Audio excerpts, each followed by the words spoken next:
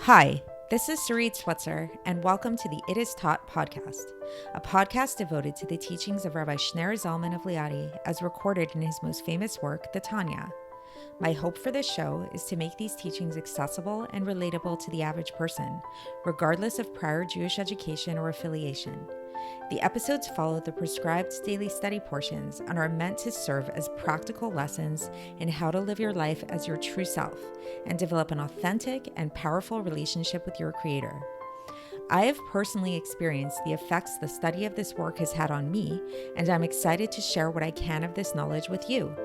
So please join me on this journey of learning, self-growth, and connection with your source.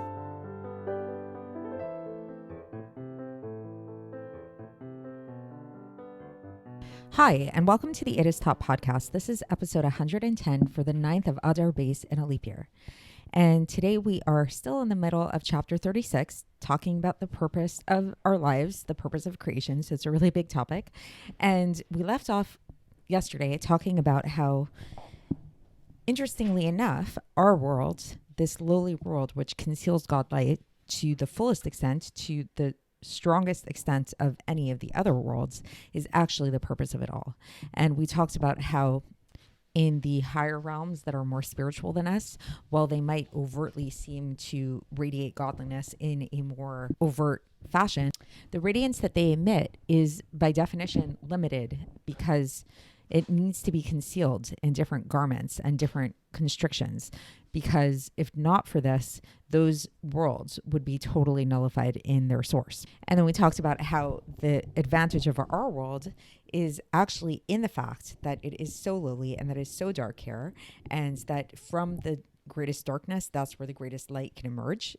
Just like physically speaking, if you go into like a really dark room and then you turn on the lights, you appreciate the light so much more and you see things like a lot brighter. But one thing that was kind of glossed over, and this is what we're going to be addressing today, is why is it that we didn't really explain that once we talk about like, okay, now we're living in this very concealed state where the world is really concealed, the true reality of life is concealed and godliness is really concealed down here.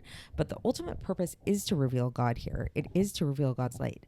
So how can we do that without expiring in our source? When we really have come to kind of equate this idea of revelation and nullification of self, and we talked about how in the more supernal realms, that's why they need all these concealments and garments and all that kind of stuff.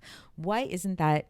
How are we going to counteract that down here? So yes, while right now we have the biggest concealments and the most intense constrictions of God's light, the ultimate purpose is to reveal God down here. So how are we going to do that while still maintaining our existence? Because we know that God did want there to be an independent existence apart from him. So it seems like quite paradoxical. And how does this work exactly? So what we'll learn about today is that God actually set up an antidote specifically for this purpose. And this antidote is what we know of as Torah. So interestingly, we tend to think of Torah as being this book of either history about the Jewish people or maybe about the creation of the world. Maybe it's a book of laws, how to live our lives and connect to God and that kind of thing. But the way that the Alter Rebbe is going to define the Torah, or the angle that he's going to examine the Torah with today in today's episode, is seeing Torah as an antidote for not expiring and for not being totally nullified in our source, the way that the other realms might have been if they didn't have their garments and their concealments and things like that. So let's get straight into the text. I think the Alter Rebbe will explain this better than I can. So let's go into it, and then maybe we can talk about it and sum it up after. So the Alter Rebbe says that this is why God gave to the Jewish people the Torah. Because what is the Torah called? The Torah is called strength and power.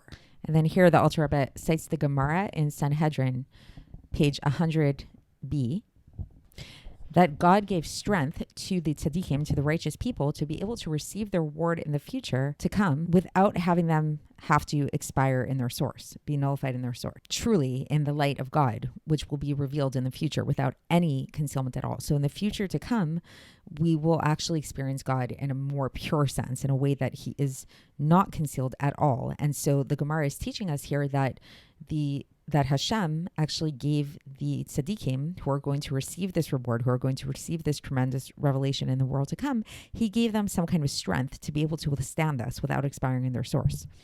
And then the Alter Rebbe here cites Yeshayahu chapter 30:20, where it says, "V'lo yikanef od morecha v'hayu enecha ro'ot et morecha." So what that literally means is that your teacher will no longer hide from you, and your eyes will behold your teacher. So this is, again, an allusion to the future times when we will actually all experience God in a full and truly not concealed sense. And then he brings another citation again from Yeshayahu chapter 52, verse 8, where it says, Ki ayin be'ayin yiro'u v'gomer, which literally means, for they shall see eye to eye. And then another citation here, this one comes again also from Yeshayahu, chapter 60, verse 19, where it says, Lo yelach od hashemesh le'or yomam v'gomer, ki Hashem yelach le'or olam v'gomer, which literally means the sun shall no longer be your light by day, for God will be your eternal light.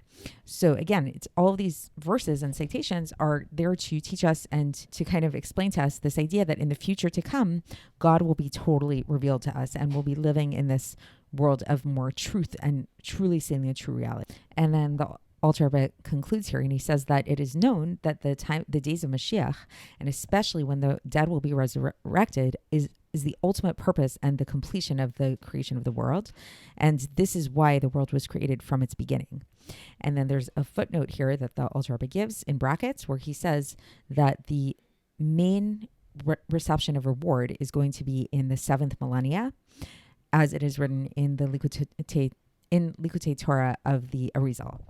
So that is the end of the section today. So just to give a recap, is basically the point of today's section is where the Alter Rebbe really addresses the question as to how is it going to be that if we talk about how the ultimate purpose is our physical world, our reality, and how eventually in the future the true reality of the world, the true truth of God will be revealed down here and in a way that is so much more intense, so much more powerful, and is the ultimate revelation of God, more so than any of the other higher realms, how will we be able to withstand this?